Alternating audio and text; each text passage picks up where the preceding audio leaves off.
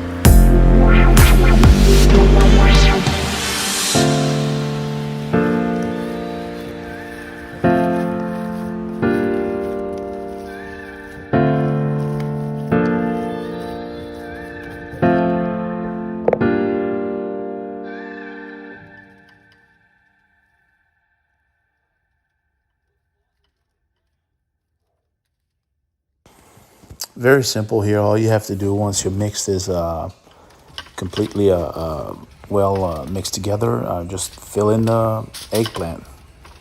And once you have them filled in, just throw them in the oven at 375.